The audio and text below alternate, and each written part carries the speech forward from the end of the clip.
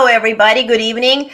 Sorry I'm late. My computer told me I don't have permission to use my own camera. So I've been fighting with, the ideas of shall we go live with just dark screen and me randomly talking into and hoping you watch it or listen to it or fight through. And I did fight through, and now we see each other, or at least you see me. Thank you so much for joining. Today is Tuesday, January 14th. We're counting down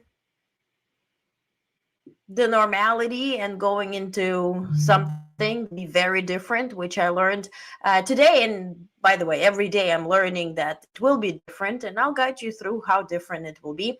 If you did follow today, of course, was this blown out of proportion confirmation hearing for Pete Hegseth to lead the Pentagon. Now CNN reports that he is to be confirmed, or maybe since I was fighting with camera, he was confirmed already. But I think there shouldn't be any, and I guide you through it. I'll show you clips and videos and all that. But I don't think we should be wondering that or if or whether any of those nominees will be confirmed. I think they will be. The problem is that this Santa Barbara production has not even started yet. Because it will start when they will start following those orders. As to Hegseth, he's a yes man. So they're going to tell him, go, try to conquer Panama Canal, or go try to conquer Greenland, and he will start doing it. And we will start feeling the consequences. And so he will be fired for it until the next one comes in and does the next task. So ultimately, what I guesstimate will happen is that they will be changing every 4 to 5 months. That's what I guesstimate. And ultimately, as in the first Trump administration, we will be ending with majority being just those that are fulfilling duties without being confirmed even. So that is my opinion. Again, I separate opinion from facts. This is my guesstimation. This is my opinion. Maybe you think differently, and we'll talk about it. Starlight is here from Blue Sky. Hi, Starlight. Thank you for being here. Thank you for being patient and waiting. Thank you. Thank you. I appreciate you. Hi, Bonnie. Good evening. Good evening. Lisa is here. Yay. There will be. That's the first hearing. Yes. Bonnie says he was just ill in committee, but not voted yet. I'm not sure was he ill, but they will be voting. I think they will be voted in. This is the last thing that I will be surprised about. They have the majority. I understand that they would need Democrats to vote in favor, but I don't guesstimate them to have this type of problem. Okay, now let's get into actual news. Also, by the way, do I think this is good? No, none of it is good. None of anything is good. So let's put that aside. Now, on Thursday, January 16th, First Lady Jill Biden, whom we all love, will host Joining Forces event to celebrate the Biden-Harris administration's work to support military and veteran families. Remember, she has been traveling within this program. She has been traveling to visit the forces and families. She also fought to allow women, right, and spouses, better said, spouses of military personnel and members to have jobs and also to be able to work not virtually but in distance, right? So they wouldn't be needed in the office. And so she fought for those work spots for spouses of military personnel. And so since they are everywhere and they're traveling very often, White House, specifically Biden administration, specifically Jill Biden, has fought for them to have work, right? And so she will be inviting the families. Also, some of them did decorate the White House for Christmas, as I told you before. And so the event will bring together military families and Joining Forces partners and advocates. And so this will be tomorrow. Today, she delivered a banger speech. You didn't hear any of it. I tell me if you did, then probably you're Nostradamus. But this was so perfect. She was at this conference in San Francisco where she spoke to medical, this big companies from all over the world, um, about the importance of investing into women's health and also women's health research. I reached out and I said, "Do I have video of this?" They're like, "No, mainstream media doesn't cover it." I said, "I want to cover it." So I'm going to put the entire speech into your newsletter. It's short, but it's very powerful. And it talks about the future for Biden's, which I'm personally very excited about. You know the drill. I like them. Let's work on it. So let me read it out for you, just a little part. Breaking news: South Korea's president in the first is detained for questioning. Okay, finally they detained him.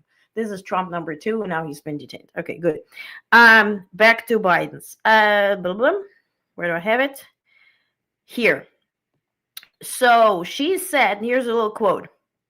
She talked about women, the problems women face. If you're one of those women, when you go, we all go to the doctor, right? When we get older, we ask about certain symptoms, and we're told mainly that we're overreacting, that this and this doesn't really matter. And then just to find out that all the health industry, pretty much, and in medicine, has been based on research on males, on men.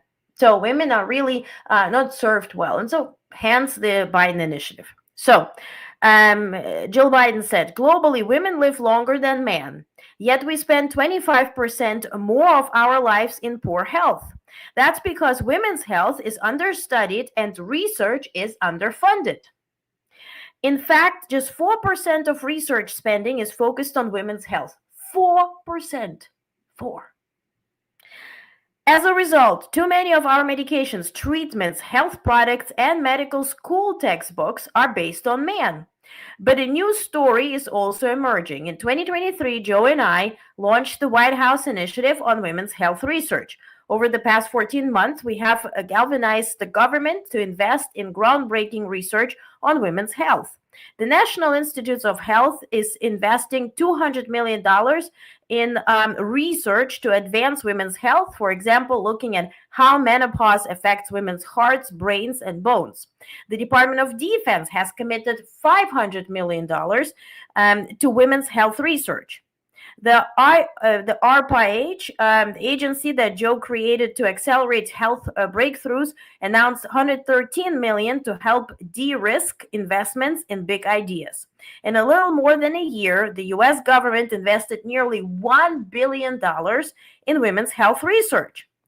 I fast forward. So she says, so what's next? It's time for private sector to bring discoveries to market and into the hands of consumers. Women are waiting for better answers to improve their health.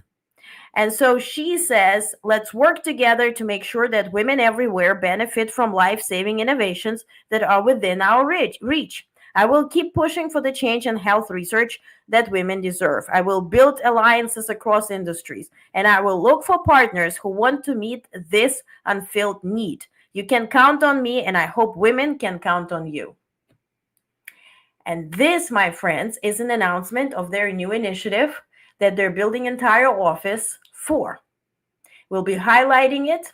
I will have tomorrow at 8 p.m. sharp. We're meeting 8 p.m. tomorrow sharp to watch together here with you the farewell address from the Oval Office by President Biden. And after that, I'm going to share some announcements about Honest Network. Okay? And it's related. So we're going to talk about it. A lot is in our hands. A lot also depends what we pay attention to. If we spend the next 4 years being anxious about, oh my God, look, the world is burning. We know it. Maybe you didn't vote for it, but this is the reality. What I'm asking you not to do is not to disclose yourself away from actual news. That's why actual news come January 20th will be very short. And at night, we're discussing, we're meeting, we're talking. Yeah. But when it comes to podcasts and newsletters, let's keep it short. Let's keep it brief, but let's keep it factual. Because same as, you can't just disengage from, let's say, weather reports. Perhaps you lived somewhere where you never had any issues with the weather. Now the climate changed, suddenly you have floods or fires or whatever. And you're like, oh, I didn't vote for it. I don't want to hear anything about it.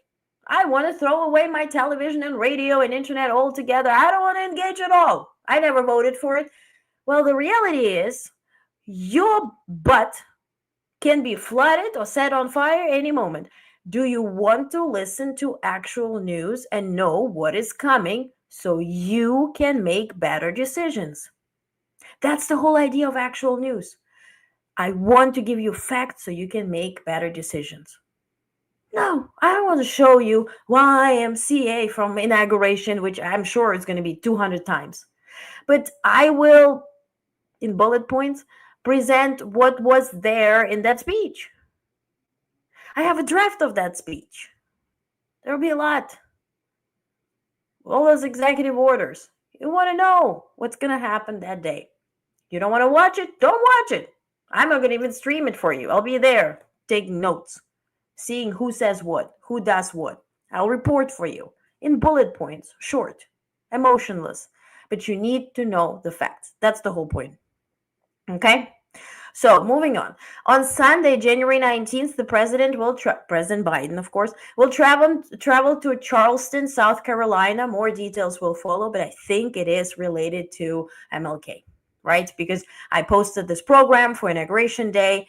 It's also MLK Day, but there's nothing mentioned on it. I think this will be very much related. Now, the U.S. government posted an $87 billion budget deficit in December, reduced partly by a shift of benefit payments into November by capping a record $711 billion deficit for the first 3 months of the 2025 fiscal year, the U.S. Treasury Department said on Tuesday. Now, let's see. Trump wants to eliminate this the cap anyway, so we're up for something.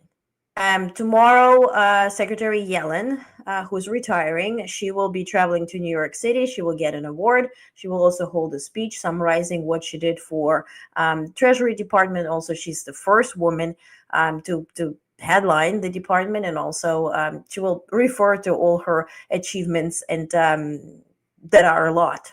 By the way, those $50 billion from Russian assets to use to rebuild Ukraine, Secretary Yellen did that. I was personally in the briefing off the record where she's told how she spoke to Putin and how she announced this thing. And she said, you don't want to play by the rules? Okay, I'm going to tank your central bank. And she did exactly that. So looking forward to this tomorrow. Now, President Biden signed an executive order on Tuesday, today, aimed at addressing the massive energy demands of rapidly growing advanced artificial intelligence data centers. This is important. Remember Mar-a-Lago a few days ago, Trump shaking hands with a Saudi somebody who's investing $20 billion to build data centers all across U.S.? We kind of don't want our data to be, owned by Saudis, which makes this whole TikTok thing just a big question mark, because if everything is for sale, then why not TikTok, right? So the order directs the leasing of federal sites owned by the Defense and Energy Departments to host gigawatt-scale AI data centers and new clean power facilities addressing urgent power needs in a short time frame, which then, how is it related?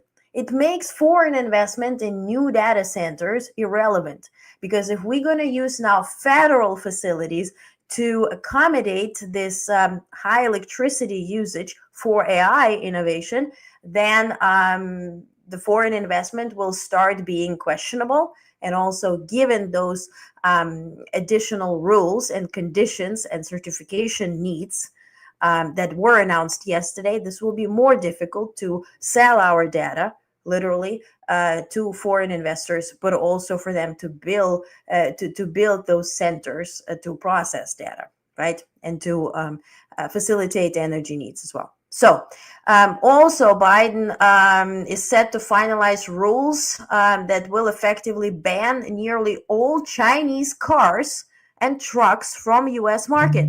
This move is part of a broader crackdown on Chinese vehicle software and hardware as the U.S. seeks to curb potential national security risks. Now, my question is Tesla considered a Chinese car? It's built here together, like our iPhone. But is it Chinese car?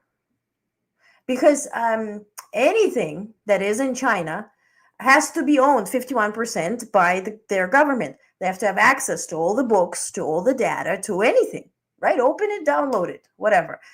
Hence the problem was TikTok and their data centers. But the problem here is Tesla. How does Tesla update? As software, right? So it is controlled by whoever, probably Musk himself.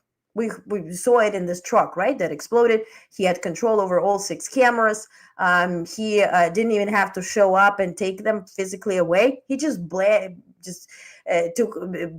even FBI from accessing those videos. So for this reason, is a big concern. So I'm looking forward to really studying this executive order, which of course can be overturned by Trump any moment as well.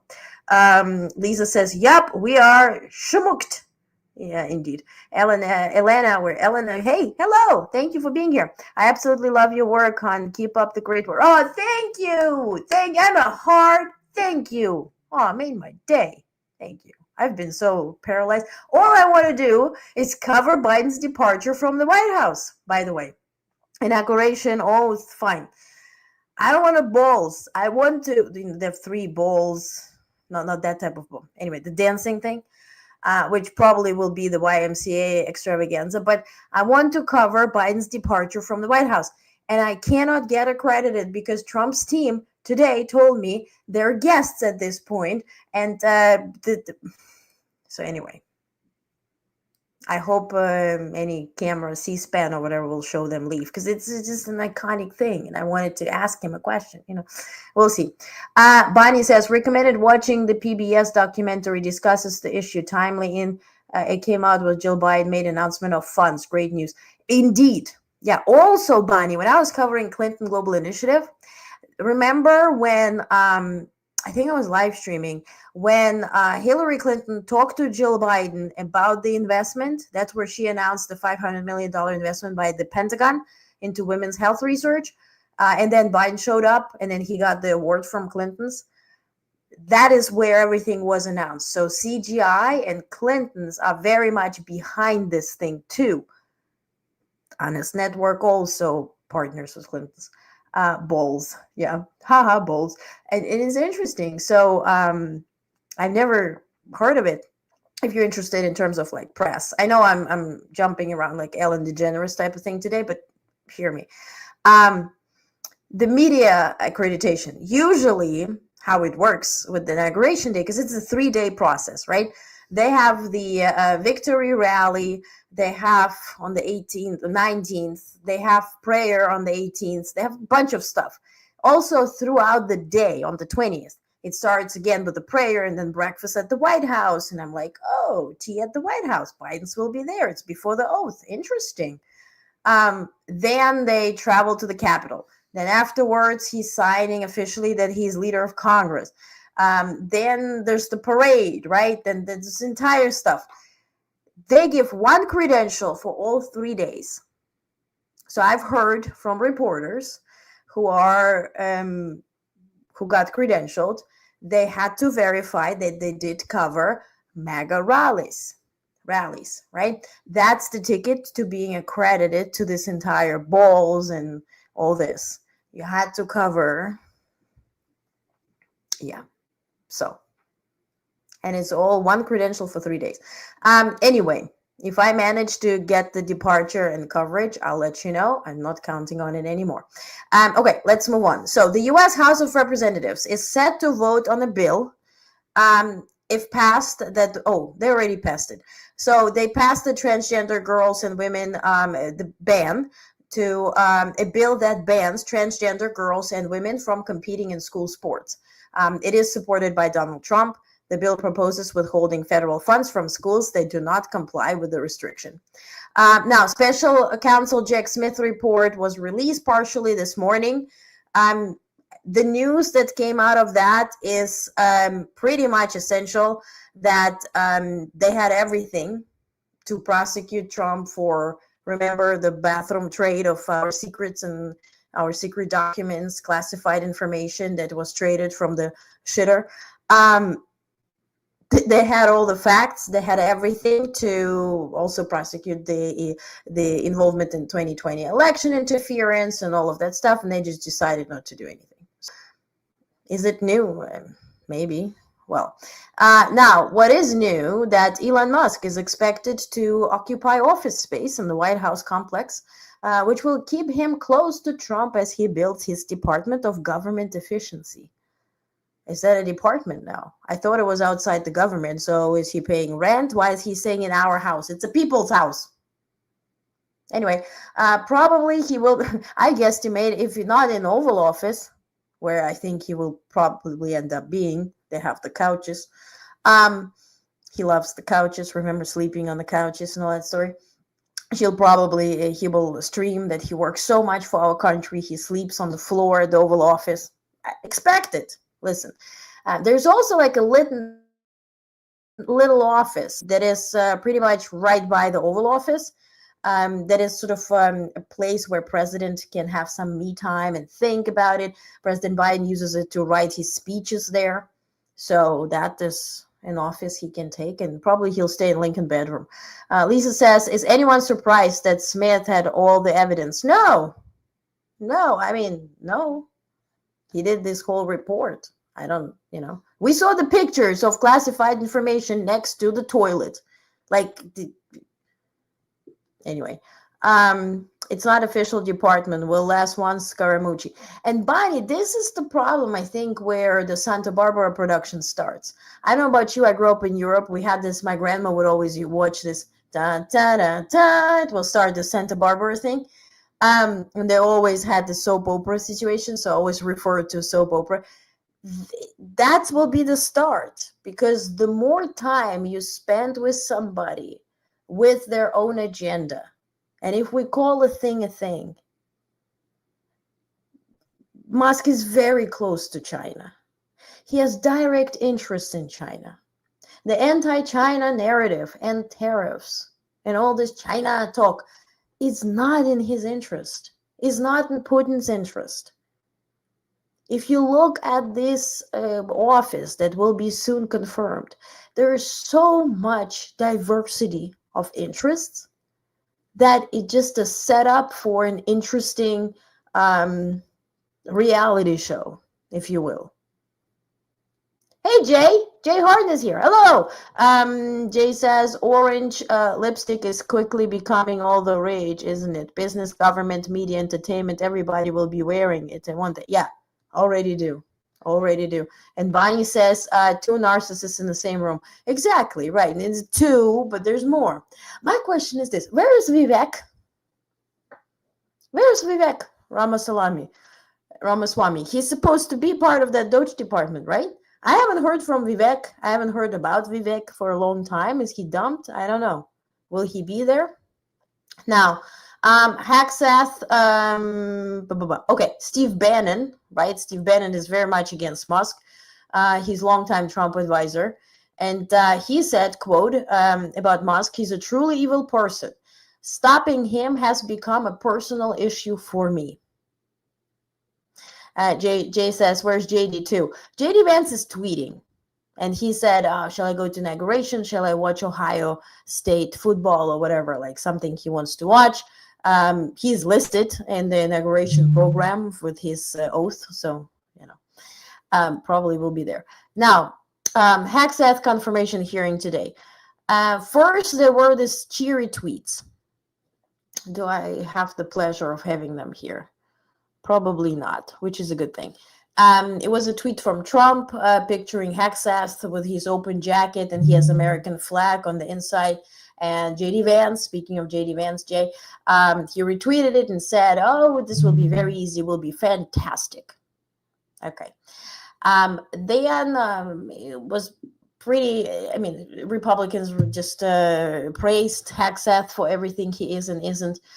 So this was the first part of that confirmation hearing until he was actually asked questions. And one video I want to share, which for that I need to share the screen with you.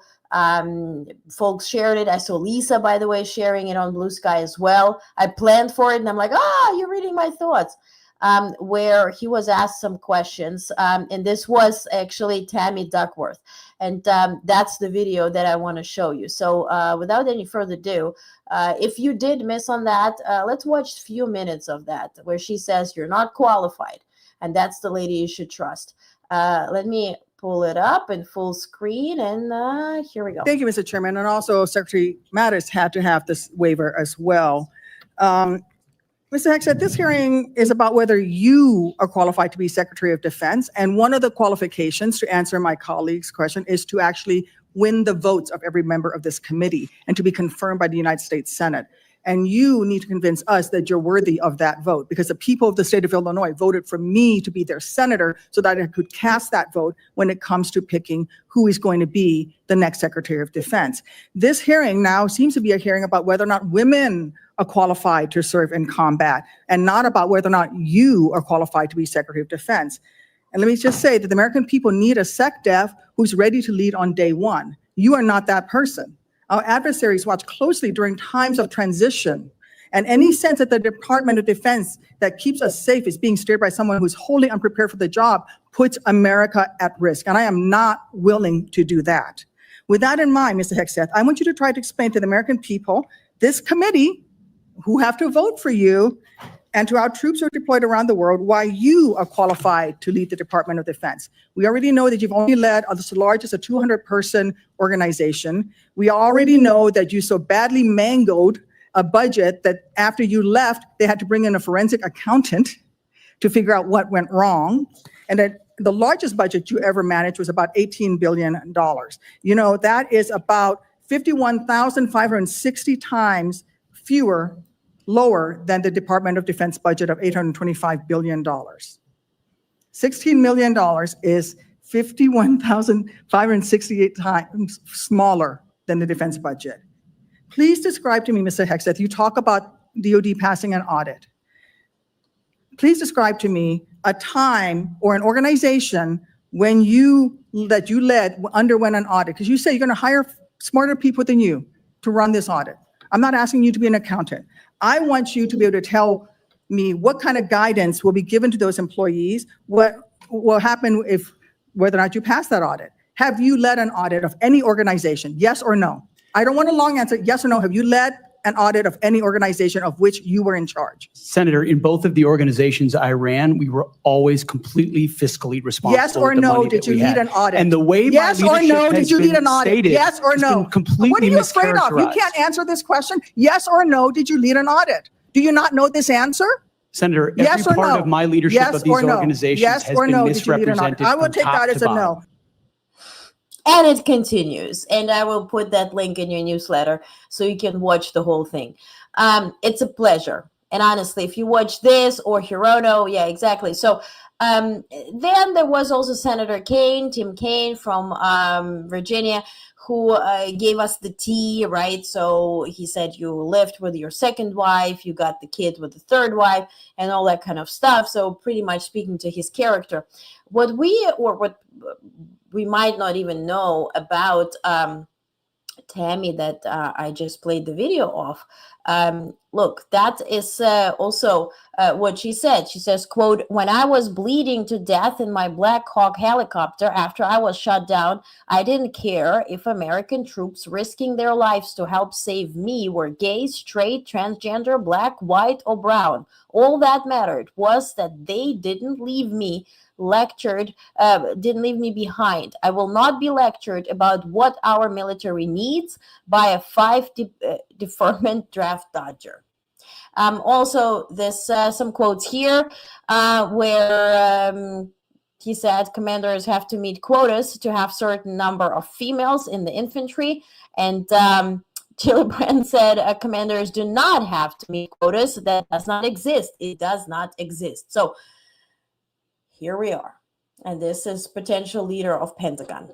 And Doge Department has been interviewing everybody in Pentagon and also Department of Defense and also Department of State and Treasury. So on the base of loyalty. So for that reason, I guess it's a tricky time. Now, Donald Trump will participate next week virtually. The man can't travel everywhere he wants. At the World Economic Forum meeting in Davos, virtually, according to organizers, world leaders are eager to hear more about the incoming US president's policies, particularly his pledge to end the war in Ukraine. So, um, also, on the other side, although aluminum prices for U.S. consumers have risen since Trump's election win, the rise has been muted, signaling the industry is not expecting the president-elect to carry out his threat to impose hefty tariffs on Canadian imports. Now, with the Canadian imports, same as with Mexican imports, let's see how this will go, right? Claudia Sheinbaum, who really straightened Trump, right, when he started speaking about the tariffs, he spoke about the fentanyl coming into U.S. through the southern border. When she said, "Look, fix the demand. I will fix my gangs, but fix the demand." And so she did invest in protecting the border. They did detain about 500 more, and altogether in a year, all closer to 500,000 people. So for this reason, she says, look, we've done enough. And this was one of the conditions, or the condition, to avoid those tariffs. So let's see what this will lead to. Again, my opinion, if you were to ask me, my opinion is this is not how Trump thinks. He wakes up and decides what he's going to do for that day. I don't think there's a consequential negotiation. I don't think it was condition based. I think it was clickbait based. Oh, sounds great. Let's do it. So let's see how this will turn out. Now, by 2050, the Department of Air Force is expected to expand the Space Force significantly, integrate large numbers of combat drones, shift towards standoff strike capabilities, and develop stealthy transport aircraft. This was according to Secretary Frank Kendall's remarks on January 13th. Is it needed? Yes. China is building their own international space station, or their own Chinese space station that will be pretty much serving their military ideas and aspirations, so to speak. Russia sent satellites that have capabilities. They have warheads, this little heads that you can put nukes into. So this is alarming. So is it needed? Yes. Is it the first need? I'll let Pentagon speak on that. Now, the US and China are locked in a race to field the next generation of air power, and there's no guarantee America will cross the finish line first, said Andrew Hunter, who is the Air Force's outgoing acquisition executive. By the way, all the heads of Air Force are retiring, are being replaced. So, and they're encouraging for Hackseth and anybody incoming, specifically to Air Force as well, to listen to those who are staying, since they have the wisdom, they have the knowledge. So don't rely on your judgment, rely on their experience. They're really encouraging them in every single speech that I cover. Also, quote, they could beat us to the punch, unquote, Hunter told Breaking Defense. It's a very good online magazine. If you're interested in Pentagon and military questions, they have a great podcast as well. So he said that in an interview at the Pentagon. So China is a big threat. They did come up with a new equivalent of our F-35. Is it better? Is questionable. Is it a prototype, or do they have a line of production? That needs to be seen. So for that reason, same as Russians with their Oreshnik, where they said, oh, we're going to put nukes and bomb Ukraine with it. Since it was confirmed that they only had 2 prototypes, one hit Dnipro in Ukraine, another one fell in southern Ukraine and just malfunctioned. How far are those threats, right? And how far is China with their production? By the way, again, I will encourage you, listen to the interview or watch the interview with the war drone expert that I interviewed, who did fight in Ukraine, who works with Ukraine. And so he explained what capabilities China does have in that regard. So please listen to it. If you want to skip the part where we talk about Ukraine, towards the end of the interview, we talk about the drones.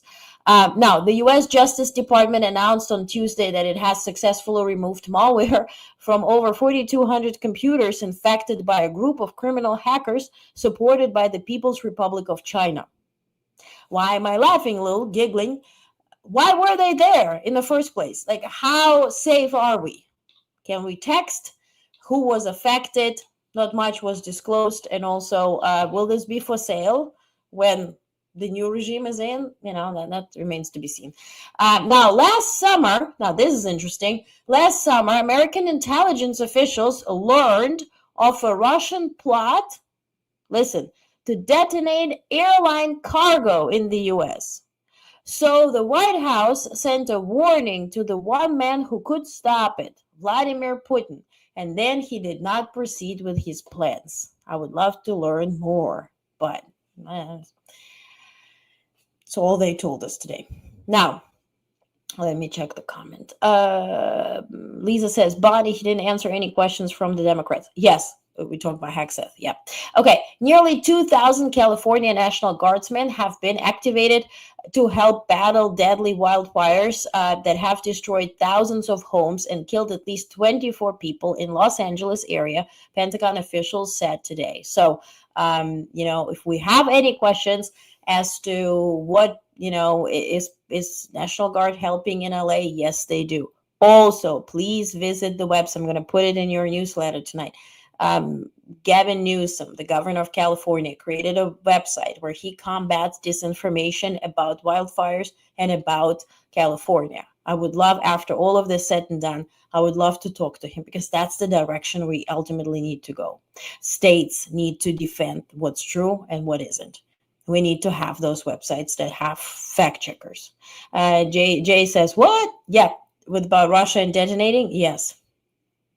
Yeah. Now, the U.S. president-elect announced his plan to create, now this is weird, a plan to create external revenue service. We have IRS, which stands for Internal Revenue Service. According to Trump, this department will be responsible for collecting tariffs, duties, and all revenue from foreign sources. He stated that the department would be established as early as January 20th, the day after his second term begins, or the day his second term begins. Do I have his tweet? I do have it on my phone. Let me read it. This is something that I cannot replay in my head, so I have to quote it. I do have it, though. Yes, so for far too long, we have relied on taxing our great people using Internal Revenue Service. Through soft and pathetically weak trade agreements, the American economy, blah, blah, blah, blah, blah. So I'm today announcing that I will create the External Revenue Service to collect tariffs, duties, and revenue that come from foreign sources. We will begin charging those that make money off of us with trade, and they will start paying finally their fair share. Before we dive into craziness, let's just state the obvious, that the tariffs and any charges that are charged upon foreign sellers or producers of whatever we're buying, hence importing, are included and incorporated in the prices that we pay for these goods. There is no external service that will be now charging tariffs. It does not exist. It's not like Italy gonna I exported this many, shoes. Let me quickly count the percentage, and here I'm going to bring it to Washington, D.C. by April 16th. It does not exist. Any charges, any tariffs, any costs are incorporated in pricing, and then they add margin on it, so they make money with it. What kind of dumbness is this? Who made this up? Who wrote it? Who thought about it? Makes no freaking sense. External. What is this? Yeah, and Gavin had to go through the shit. Yeah. Also, when Speaker Johnson wants to do conditions for getting aid, right? We talk about California. How's Florida going to handle it? How's Texas going to handle it? Because, now it's wildfire, but what's going to happen in half a year? Nobody's thinking that far. Anyway, but about external, it does not exist. This makes absolutely no sense. The tariffs will be included in our pricing. It's not like we're gonna, import the same avocados from Mexico and buy it for $1. And then Mexico, by the end of the year, are gonna bring extra 20 cents for that avocado they sold. God damn it, no. Avocado will be $2. So they can cover all the tariffs and anything that might come their way, plus add some margin so they make profit. So it makes sense. That's not even crazy. Okay, now speaking of Johnson, he declared that they're gonna fly the flags at full staff when Trump is being inaugurated. Then they're gonna lower it at half staff on the 21st. Does he have permission to say it? Not really. Is anybody gonna prohibit that? Not really. So DeSantis, who played with Trump golf today, he wrote a whole letter, and I posted it on socials, where he said that in Florida, flags at full staff, or the day of inauguration, because Trump deserves it, yada yada yada. Maybe that's what they discussed through this golf play. But do they have the permission? No, not for DC. Will somebody protest it? I don't think so. Also, U.S. House Speaker Johnson said on Tuesday that the idea is to vote on a budget bill on the floor of the House of Representatives by Easter and send it to president's desk by Memorial Day. So they probably don't want to shut down the government, since that will be on Trump's watch. And so all the answers that we need to know about Ukraine, Taiwan, and any partners, we'll know it by Easter, very soon. Now, Elon Musk, Jeff Bezos, and Mark Zuckerberg, with the new hairdo, will attend U.S. President-elect Donald Trump's inauguration on Monday. Not just attend. They will be seated. They will be featured prominently, according to their tickets and the lineup that has been seen by NBC News. They will be sitting with the Republican cabinet nominees. You pay it and you get the seat. Now, who's gonna skip or avoid, I would say, avoid inauguration is Michelle Obama.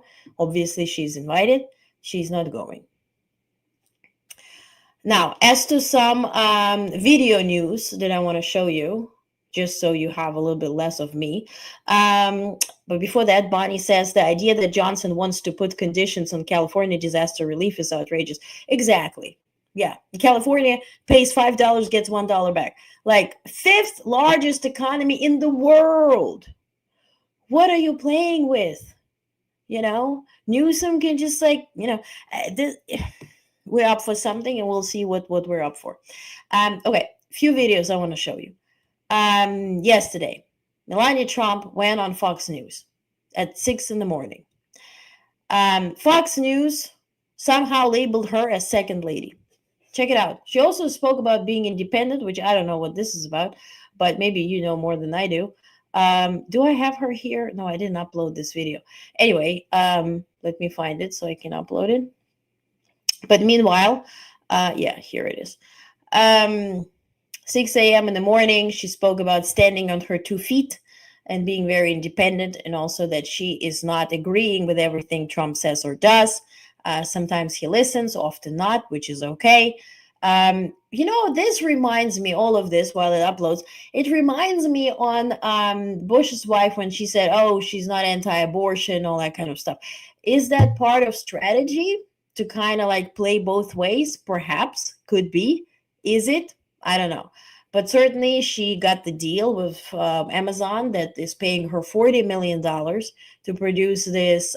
She's executive producer and probably star of this documentary about her life, which will be premiering in all theaters all around the world, not just on Amazon, but also in theaters all around the world. 40 million price tag for somebody who is serving the nation and is actually an official, right?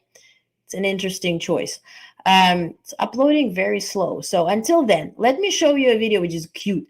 Karine Jean-Pierre, the press secretary of Joe Biden, the White House at this point. Remember, Peter Doocy of Fox? He's asking all these weird questions every day. or every time we have briefing. And so she kind of made him melt a little bit. And he kind of liked it too. So check out this video. Hi. Thank you, Corinne.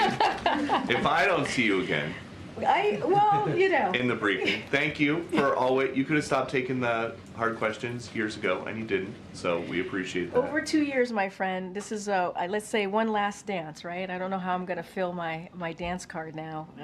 How will I fill that void without you? You tell me. You tell me. So Start some rumors in here, I guess. He's getting red too. Look at him. So a week. Just got a briefing, well, whatever, something press release-ish from Trump that Senator Lindsey Graham is supporting Hexeth and also Joni Ernst. Anyway, they're still fighting for the Hexeth. But Lisa says, please say Hillary's not going to attend. I think she will. I think she will, because she's not going to give that much pleasure to Trump to avoid, seeing him inaugurated. I think she will. Fox News put a rumor that Kamala Harris is not going to attend. I think she will too. I don't think you will get that much pleasure. Good evening, Sierra. Good evening.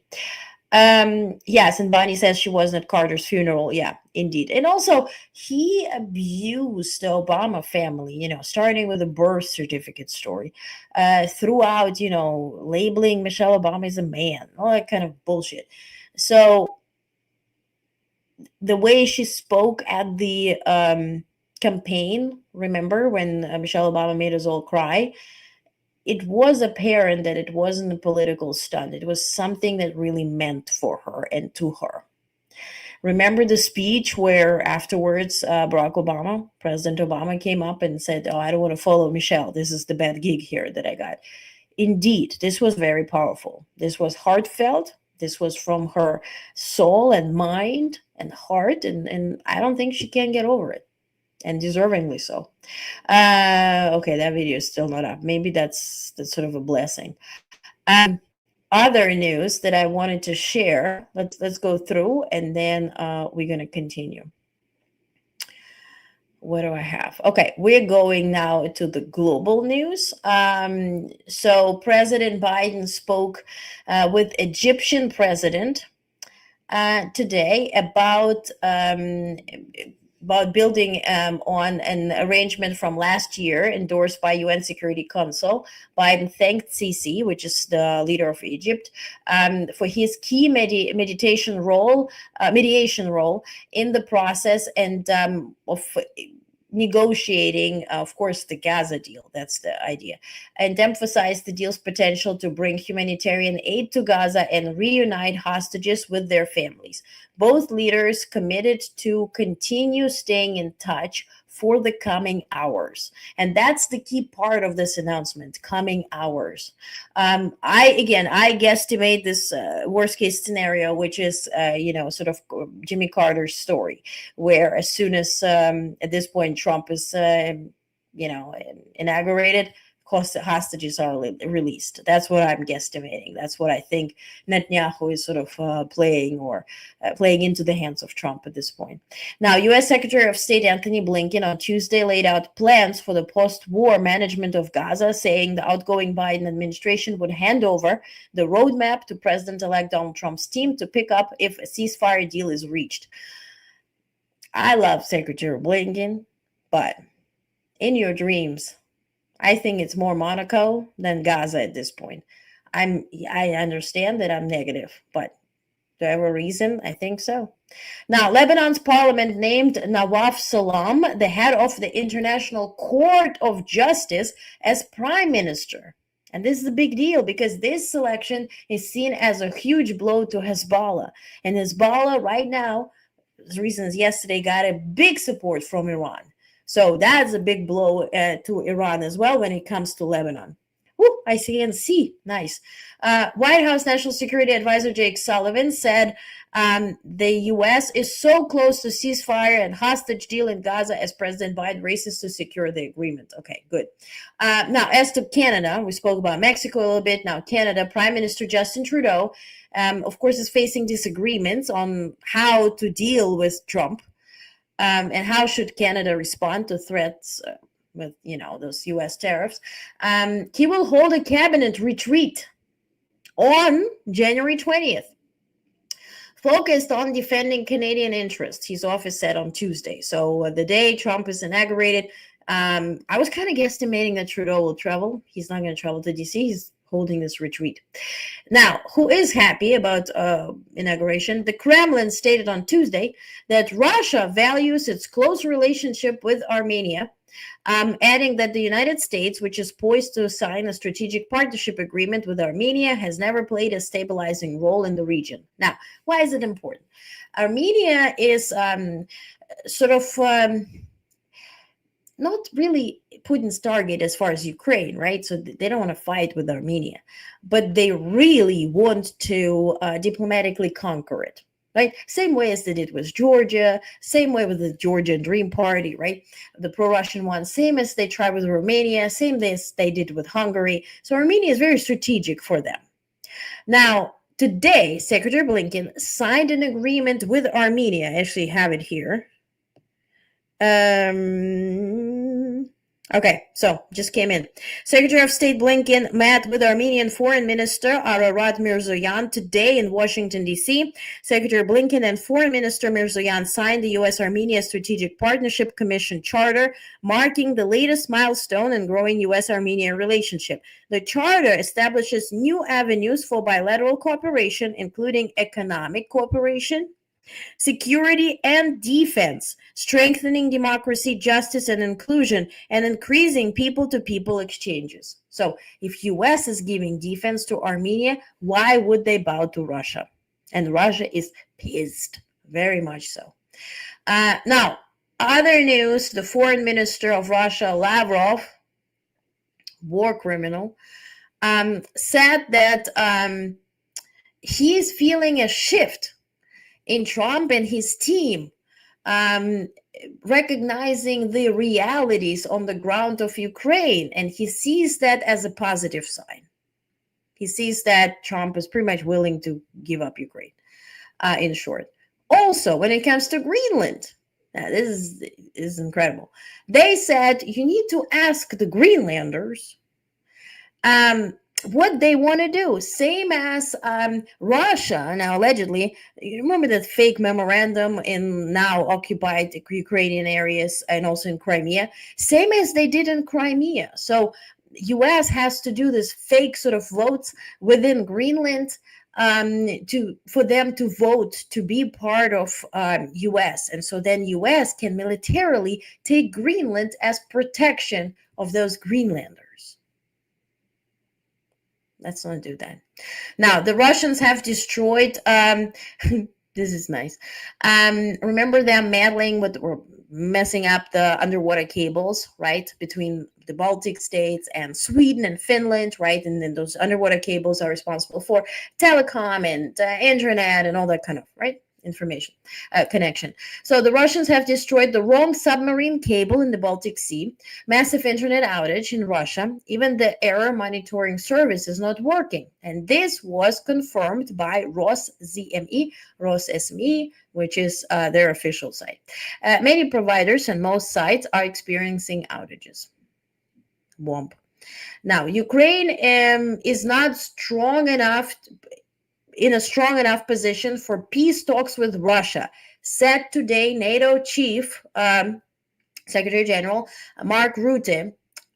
Quote, at this moment, clearly Ukraine is not there because they cannot at this moment negotiate from a position of strength, Rutte told EU lawmakers. Quote, we have to do more to make sure by changing the trajectory of the conflict that they can get to that position of strength. Also, today he was in Helsinki, and he announced the launch of new military activity by NATO to strengthen the protection of critical infrastructure in the Baltic states. This thing is called Baltic Sentry, and it will enhance NATO's military presence in the Baltic Sea and improve allies' ability to respond to destabilizing acts. And in fact, this is huge because Baltic states are certainly are a target for Putin, as Ukraine, military target.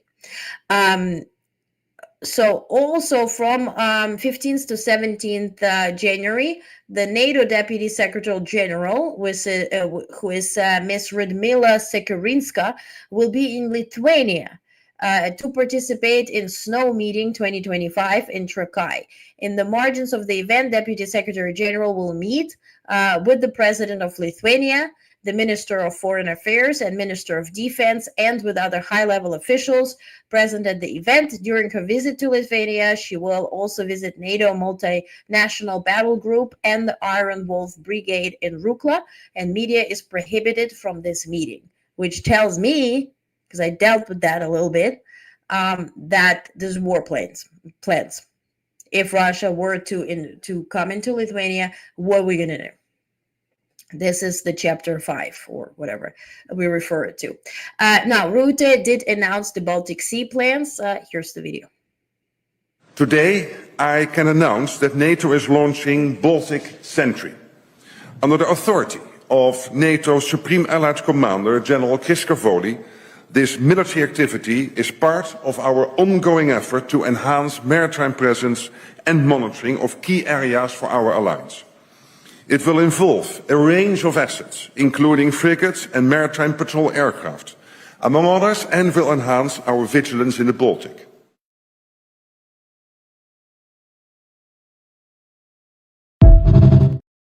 What it tells me is that if you were to ask NATO or EU members, they're fully prepared for Trump to give up Ukraine to Russia. The ceasefire is only going to feed Russia, give Russia time to replenish, to prepare, and to use Ukraine at that point as a base from where they're going to go to Baltic states and Lithuania, Estonia, right? Will that be simultaneously? No. Which direction they're going to choose? Who knows? But that's why you see clear preparations for Lithuania, which based on this news gives me a guesstimation. They think Lithuania is first, and they are protecting Baltic states so they do not dare. And it's Helsinki, Finland. That gives also that type of protection for Finland too. So based on actions, I told you yesterday, don't judge the tweets, judge the deeds. Based on the deeds, they guesstimate Trump to give it up. So now, in late December, Argentina received its first F-16 Block 10 aircraft, marking a significant milestone in the nation's defense capabilities. Minister of Defense Luis Petri called it the most important acquisition since Argentina's return to democracy in 1982. After nearly a decade without a primary combat aircraft, Argentina has finally secured 25 former Danish Air Force F-16s following years of negotiations and delays. So Argentina is preparing also, as much as little islands in the Indo-Pacific are preparing, buying aircraft, F-16s. Taiwan did a big purchase, and Biden signed off of that, which tricked China, and I reported on that yesterday. So everyone is awaiting and being prepared, because if Ukraine falls, Taiwan is next. Very clear. How's South Korea doing? Who knows? Will Kim Jong-un go that direction? Possibly. So for that reason, it's like you need one little drop that overflows, that that make the glass of water overflow, and that could be that Ukraine ceasefire. So based on all those developments, I see that they're counting on it, At least they're preparing, which is good news. Now, India's army chief characterized the situation along the border with China as stable but sensitive. Remember, India and China, they share a border. They've been fighting over it. Suddenly, China did give up the land and withdrew. But India is not really trusting that process. Why did they do it?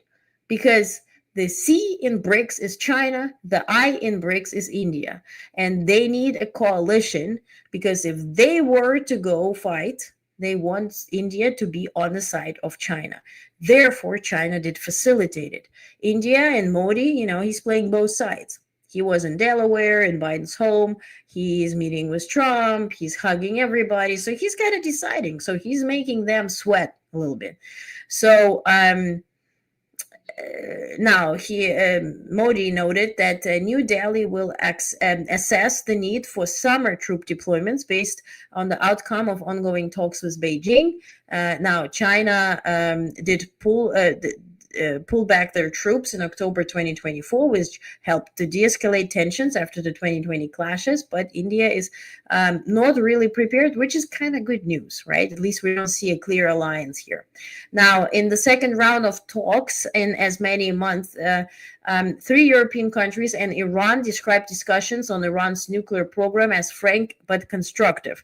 The European nations reaffirmed their commitment to seeking a diplomatic solution regarding Iran's nuclear capabilities, emphasizing continued dialogue in the ongoing negotiations. So again, Europe took the task pretty much on them, 3 countries, to negotiate with Iran and trying to stabilize this area at least. But what we're seeing, again, I'm going to underline it, what we're seeing is that although countries don't have a clear threat from Trump and hence United States, the Panama Canal and Greenland, all those good talks. But if Trump were to bow, right, to Putin or try to seek friendly negotiations and gives up Ukraine, it just gives the green light to everyone to understand that America is not the superpower and America is not dictating how the world works. And then, the game begins. Who will be the superpower? China wants to be it, Russia wants to be it, Iran tries to, and then, of course, it will come down to what alliances will be particularly build up. So for that reason, Ukraine is essential. Ukraine is that drop that will not allow for now for that the glass of water to overflow. Now, a court has suspended the money laundering trial. Now, this is interesting. I know it's very far, but a court has suspended the money laundering trial of former presidential candidate Keiko Fujimori, citing, this is in is Pakistan? Wait a second. Let me Google it. Citing errors in the indictment. Fujimori is a daughter of ex-president Alberto Fujimori and leader of a powerful right-wing party, had been facing a potential prison sentence of up to 30 years. And this is all to prove the point that corruption is everywhere. The right-wing parties and the daughters and everybody is not prosecuted. The cases are dropped and they're still remaining in power. And that reminds us on other countries such as us. Let me check which is the country. Keiko Fujimori. Just a second. All right. Peru. Sorry, Peru. So this is the former First Lady of Peru. So for this reason, we see that, again, right wing, somebody who's in power, conducts, personal businesses while in office, is therefore impeached, does not face trial, comes back into power, rings the bell, right? Okay, so instead of quote of the day, I want to show you a sweet video of Secretary Blinken, who commented on those epic photos with President Biden that reminded him on very important moments within those 4 years. So take a look. So this is a photograph with President Biden in the White House Rose Garden back in June of 23. And I think this follows a meeting that we had with the Secretary General of NATO, then Jens Stoltenberg. It sort of captures this incredible privilege I've had of walking side by side with President Biden for 22 years. The president doesn't like acronyms, not his favorite thing, with one exception, NATO. That's the one acronym you can use. Here's what I think he's seen. When you join NATO, you take a sacred vow as a country, which is an attack on one is an attack on all. I think we've seen incredible unity from the NATO allies and well beyond, but that didn't just happen. It really was the product of the president and many of us, American diplomacy, bringing countries together and making the case that what we saw with Russia and its assault on Ukraine wasn't just an aggression against Ukraine. It was an aggression against some of these really important principles that are the best ways to keep the peace and prevent war in the first place.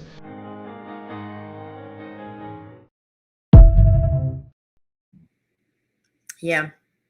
And Jay says Peru. Thank you. I wish I saw your comment earlier. Bonnie says fascism on the move. Yeah, and sounds like they're prepping for World War III. Indeed, yeah, because you need one little drop to overflow, and then everything goes to poop hits the fan. Like somebody has to turn on the fan. Yeah, I could get behind. Sierra says I could get behind Michelle Obama for POTUS in 2028. Me too. Absolutely. Yep. And at this point, I don't care who has experience in diplomacy and all that, yada, yada, yada. We need somebody who can rule. That's all. Because we have so many problems internally that manifest in huge worldwide problems. That okay, now, good news, well, at least for now. The U.S. Department of Treasury's Office of Economic Policy released an analysis showing the nation's remarkable recovery from the pandemic recession attributed to President Biden's policy response. The U.S. experienced the strongest growth and job creation among advanced economies, reduced inflation, and achieved a soft landing, defying predictions. Key sectors, including rural communities and households of color, saw notable gains. And here's a thing that I want us to really imprint in our brains as to job reports, because soon we will be told a story, and those are the jobs created by each president. So you see. Now, the analysis highlighted that the economy outperformed early pandemic forecasts, with the unemployment rate dropping to 3.9% by December 2021 and real GDP rebounding quickly. It also found that achieving low inflation early in the recovery would have resulted in a significant trade-off, including much higher unemployment and slower growth. The Treasury stressed that future macroeconomic policy should prioritize productivity growth, innovation, and investments in infrastructure, workforce, and technology to sustain long-term economic strength. In God we trust.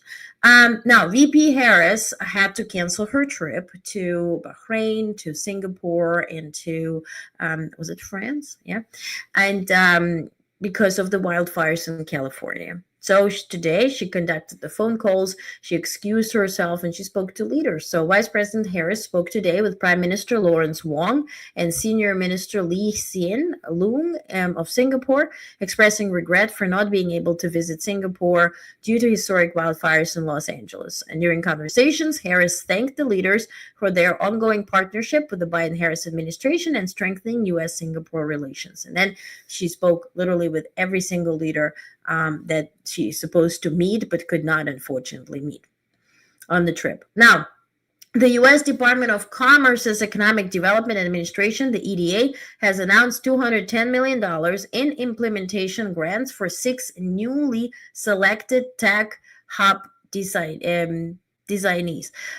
These grants, ranging from $22 million to $48 are part of a broader initiative to support U.S. technological innovation, economic competitiveness, and national security. Now, the funding, which builds on previous $504 million commitment in July 2024, aims to strengthen critical industries and create high-paying jobs in emerging sectors. Now, the effort is part of President Biden's strategy to foster the growth of industries of the future and strengthen regional economies. Now, these grants, funded by the fiscal year 2025 National Defense Authorization Act, may also see an additional $280 million in the future. Whether this will happen is a question, but these grants are already allocated, and so those newly selected tech hubs can enjoy that. Now, this is interesting on China, though. China's trade surplus surged to a record nearly $1 trillion in 2024. It's export. Driven by 5% growth in exports, with Chinese-made goods dominating global markets. In fact, 1/3 of all products worldwide have a label made in China.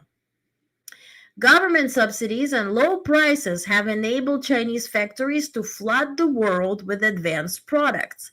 Now, that's the problem because it's an artificial growth. However, this export success contrasts with domestic economic troubles, including sluggish imports, low consumer confidence, and failing corporate profits or falling corporate profits. The future looks uncertain as the possibility of President-elect Trump's imposing 60% tariffs on Chinese products looms. So that would really crash China. And if he were to do it, that would certainly help the situation, even with Ukraine, because China wouldn't be able to help Russia as much, or wouldn't be seeing Taiwan as lucrative. Will Musk allow it? That's the question. That's the Santa Barbara productions that I'm guesstimating to go off in the Oval Office soon.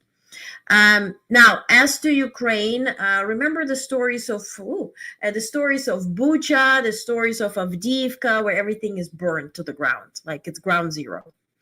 Now, Ukrainians are on that incursion in Kursk area, and Russians, together with North Koreans, are trying to push Ukraine out. Ukraine is not giving up, and now this literally ground zero is on Russian territory. 5 months after Ukraine launched its ground invasion into Russia, the two forces are locked in some of the most brutal clashes of the war, fighting fiercely for land and strategic advantage. The intensity mirrors the devastating sieges of Ukraine, or eastern Ukraine, particularly towns like Bakhmut and Avdiivka, which have become symbols of mass casualties and destruction for both sides. So now is really not the good time for a ceasefire, because Ukraine is whooping their behinds. So wait for Russia to propose ceasefire. Will we? That's a question. Now, other news. Despite heightened fears over Russian aggression and hybrid warfare targeting European NATO members, the number of times NATO fighter jets scrambled to intercept Russian military aircraft in 2024 has remained largely unchanged from 2023. And somehow NATO reports that as good news. Like, why? You were scrambling to intercept jets, and the good news is that those were as many as in 2023, so they did not increase. I know the Chapter 5 that everybody hopes to be enacted is very, very watery. If you read it, it's like all the nations have to unanimously agree on one action that they deem appropriate. So it doesn't mean war right away, right? So certainly those intercepted jets on NATO territory, near Baltic states, near Finland, did not cause any Chapter 5 to go off. And the happy news is not as much, not more than in 2023. According to NATO's Allied Air Command, there has been no sensitive uptick in Russian air activity, with over 300 intercepts recorded on NATO territory, mostly over the Baltic Sea. This follows a surge in 2022 due to Russia's invasion of Ukraine, which saw the number of intercepts nearly double. NATO maintains 24/7 air policing missions to monitor suspicious flights, with jets scrambling when aircraft approach European airspace without proper identification or communication. Despite the ongoing conflict, aerial encounters between NATO and Russian jets remain mostly safe and professional. Mostly safe and professional. Okay. And last big news. Remember, I told you on Blue Sky that, I'm in a meeting where mainstream media is questioning Biden. Why are you making situation worse for Trump? How dare you? Why do you do that? Why are you? Half hour of just this. Why?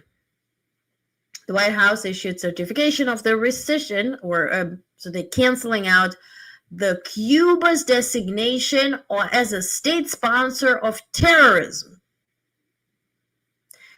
Who issued that certification? 2021, Trump. When did he do it? A few days before Biden's inauguration. Why did he do it? To mess up Biden's, perhaps rejuvenation or new friendship with Cuba or whatever. Also, Cuba is very upset that Biden didn't do it earlier because that messes up their economy. If they're a sponsor of state terrorism, they cannot participate in trade. So Cuba was very much pushing for it. Now Biden did deliver, but did deliver less than a week before Trump comes in. Will Trump impose it again? Possible. Media is just like, oh my God, why did you do it? Now Trump has to deal with that too. Come on, what are you talking about? Now, President Biden confirmed that Cuba has not supported international terrorism in the past 6 months and has assured it will not engage in such activities in the future. This action fulfills requirements of multiple U.S. laws related to foreign assistance, arms exports, and export control regulations. Now, why is it important? Because then Cuba does not rely on Russia this much. That's why it is important. That's why we can avoid another Cuban crisis or, that's why they don't rely, on China or any country that would bypass this rules and restrictions. So for that reason, hopefully Trump does not, turn it over, but let's see. Bonnie says, best hope is DT admin does not harm and does nothing. They're real bright fingers. Hope. Yeah, hope is good. Sierra says 100%. Macron proposes another alliance outside NATO to be ready if USDT doesn't support NATO. Yes, I reported on that yesterday. Yeah, how fast this can be, who knows? Also, folks said, why is Canada not being a part of it? Canada designates only 1.3% of their GDP to military support of NATO, so they don't have much capability. France increased it. Baltic states certainly did. I'd rather have them focus on NATO at this point and not create new alliances, because same as there's turbulence within South Korea, which is good turbulence, but North Korea can take advantage of it. So is it a good time? Put all resources in NATO. You already have an alliance, Bonnie says, orange real bright. I mean to say, yeah, right. It's an olive leaf, so no Russian reliance. Exactly. Yeah. Indeed. Okay. I want to finish on a good note, so I have some good videos. Are you ready to watch some good news? Good videos. Not really. It's not like breaking news or anything. Do you want to see the Melania clip? It's finally uploaded where she says she's independent, staying on her 2 feet. And if you want to comment, I'm fine without it. I want to show you 2 videos that I personally, truly enjoy. Will the Melancholia clip. Cats, no. I want to show you a clip about President Carter. And maybe you watched the funeral, maybe you didn't. This is a sweet story that his grandson, Jason, who overtook Carter Center, shared. And I want to show you a rare clip of Beau Biden talking about his father. And on this note, I want to finish. So let's take a look at Jason Carter first. And demonstrating their Depression-era roots, they had a little rack next to the sink where they would hang Ziploc bags to dry.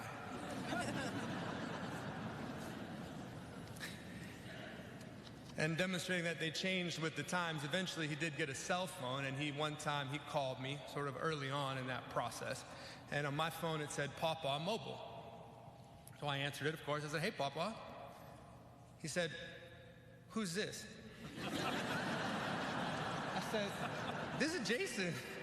He said, what are you doing? I said, I'm not doing anything. You called me. He said, I didn't call you. I'm taking a picture.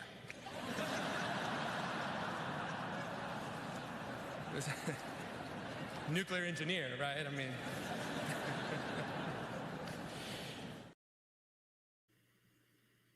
I have a whole album of my parents, filming a video and all this, a smiling photo of them filming. I love it. This is the best content that I have. Now, here's Beau Biden about Joe Biden. Take a look. Living together work when he's here prepping for debates? It's, you know, we got to make sure that the kids are a little bit more quiet and when he's prepping. But my dad is a dad and a grandfather. My kids adore my father, and so, you know, like last night they had a nice lasagna dinner, and you know, my dad's working hard. But he's also being a dad and being a grandfather. I heard the other week he actually helped do the laundry. The week before he was home too, and you know, he's working his tail off, but not, you know, he stayed with the kids again. You know, he got up in the morning. We all went to mass as a family, got the kids off to Sunday school, and in between all that, I saw him, you know, coming out of the laundry room with a pile of laundry. You know, got that laundry you know, taken care of, and then went and cracked his briefing books. I mean, he's working really hard, but I think it's what the American people see in my father. We lead a normal life. Let me ask you about tonight. And this was ahead of the vice presidential debate. Bonnie says, I'd like to see Carter's grandson run for higher office. He held, right? Some in Georgia. He ran for, was it Senate? Was U.S. Senate or Georgia Senate? But he's very outspoken, but I think he's very happy leading the Carter Center, which is huge. I mean, what they do all across the world is remarkable. I would love to have a conversation with him as well on that. But how beautiful. Laundry. Imagine Trump was laundry. Ay, ay, ay.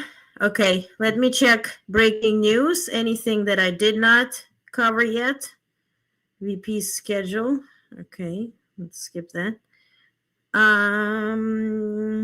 If you have any questions, let me know. Oh, God. Top advisors to U.S. President Biden and President-elect Trump put aside their differences mostly for a symbolic passing of the torch event focused on national security issues on Tuesday. So Sullivan passed the baton or the torch to the Waltz guy, who's not even confirmed yet. Interesting. Well, that happened 48 minutes ago. Our national security is officially in Trump's hands. So now the South Korean president, former president, who was impeached, is now officially has been arrested. And TikTok plans to keep paying U.S. employees even if Supreme Court does not overturn a law that would force the sale of short-term app in the U.S. or ban it, the company's leadership said in the internal memo reviewed by Reuters. That's it, I guess. Yeah. Okay, what's that? U.S. President Joe Biden designated 2 California sites. Okay, we spoke about it. So that's it. I bothered you enough today. I'll see you tomorrow sharp. Okay, tomorrow 8 p.m. sharp. Grab a drink, grab a snack, whatever, tissues. Grab tissues. Because 8 p.m. we're watching together tomorrow farewell speech of Joe Biden, President Biden, from the Oval Office. After that, we dive into actual news, and I'm going to share some news about what we together all going to do. Okay? All right? Have a peaceful night. Thank you for being here. I like the evening things. I can rent. Morning rents are a little early. So thank you for being here. I appreciate you. Stay safe. Stay sane. Have actual news. Don't disappear. Get the actual news. Just reduce the time you spend on it. Okay? Jay says, thank you for keeping abs on the real actual tip. Thank you, thank you, thank you, thank you. Thank you, Jay. Thanks as always, Bonnie. Thank you, Bonnie. Thank you, thank you, thank you. Okay. Thank you, guys. Stay safe, stay sane. I see you tomorrow. Okay? Have a good night. And we're meeting tomorrow, 8 p.m. sharp for the speech. Okay? Okay. All right. Have a good night.